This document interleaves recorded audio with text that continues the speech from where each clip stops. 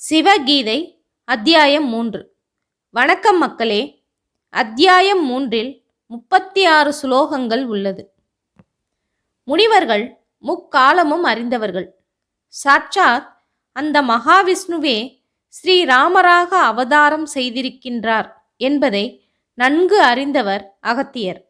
ஆனால் மானிடர்க்குரிய மாயையில் ராமர் சிக்குண்டு மனமயக்கத்திலும் துயரத்திலும் உள்ள அவரை மீட்க வேண்டும்.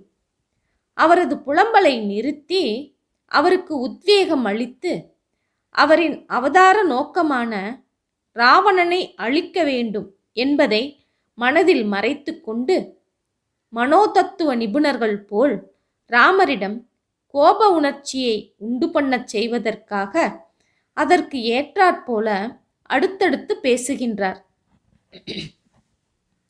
ராமா, காமக்ரோதங்களால் பீடிக்கப்பட்டவர்கள் இதமான பேச்சை கேட்பதில்லை. சாகும் தருவாயில் உள்ளவர்களுக்கு மருந்து எப்படி ருசிக்காதோ அப்படித்தான் நான் உனக்கு கூறிய வார்த்தைகளும் எடுபடாமல் போகின்றது. ராமா, மாயாவியான அரக்கனால் அபகரிக்கப்பட்ட கடல் நடுவில் இருக்கின்ற சீதாதேவி திரும்ப உன்னிடம் எப்படி வருவாள் என்று அகத்தியர் கேட்கின்றார். அந்த ராவணன் சிவபெருமானிடம் வரங்களை பெற்று அந்த கர்வத்தோடு உலகங்களையும் ஆண்டு அனுபவித்து கொண்டு இருப்பவன். அவனது வாயிலில் எல்லா தேவர்களும் குரங்கு கூட்டம் போல கட்டப்பட்டு கிடக்கின்றனர். தேவ பெண்களோ சாமரம் வீசுகின்றனர்.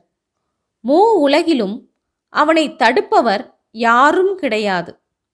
அந்த ராவணனை நீர் எவ்வாறு வெல்ல முடியும்?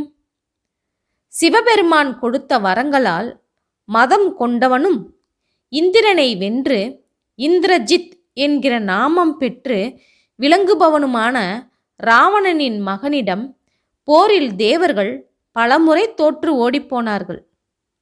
எவனுக்கு தேவர்களுக்கு யமன் போன்றவனான கும்பகர்ணன் எனும் சகோதரன் இருக்கின்றானோ, திவ்யமான அஸ்திரங்களை உடையவனும் சிரஞ்சீவியுமான விபீஷணன் என்னும் மற்றொரு சகோதரனும் இருக்கின்றானோ, எவனுக்கு பகைவரால் உள்ளே நுழைய முடியாத ஸ்ரீலங்கா எனும் நகரம் இருக்கின்றதோ, எவனுக்கு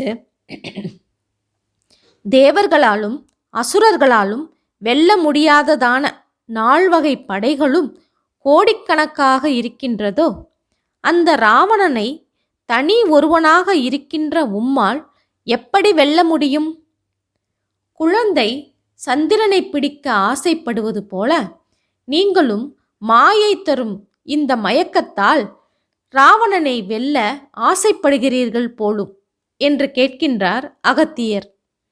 இவ்வளவு தூரம் ராமரை சீண்டுவது ஏன் எனில், ராமருக்கு கோபத்தை உண்டாக்கிவிட்டால் அது அவரை அமிழ்த்து கொண்டு இருக்கும் துயரத்தை அடக்கிவிடும்.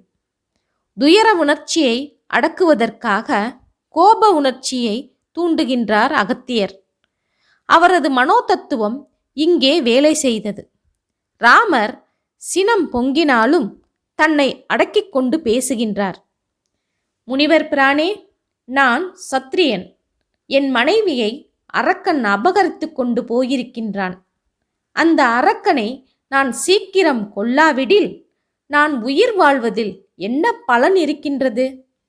எனவே தங்களின் தத்துவ உபதேசத்தால் எனக்கு கொஞ்சமும் பிரயோஜனமில்லை.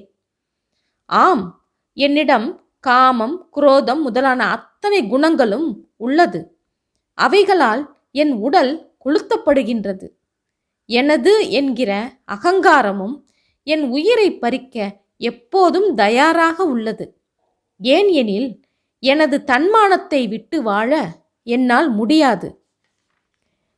தன் மனைவி அபகரிக்கப்பட்டிருக்கும் போதே சத்ருவால் அவமானம் நேரிட்டிருக்கும் போதோ, எவனுக்கு தத்துவ ஞானத்தில் விருப்பம் ஏற்படுகின்றதோ அவன் மனிதரில் மிகவும் கீழான தன்மை உடையவனாகிவிடுவான்.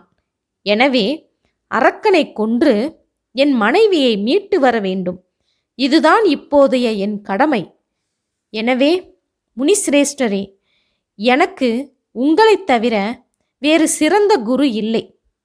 நீங்கள்தான் நான் கடலை தாண்டிச் சென்று ராவணனை கொல்லும் உபாயத்தை கூற வேண்டும் என்று வேண்டி கேட்டுக்கொள்கிறார் ஸ்ரீராமர். ஓகே மக்களே, மீண்டும் இதன் தொடர்ச்சியை அடுத்த காணொளியில் காண்போம். நன்றி, வணக்கம்.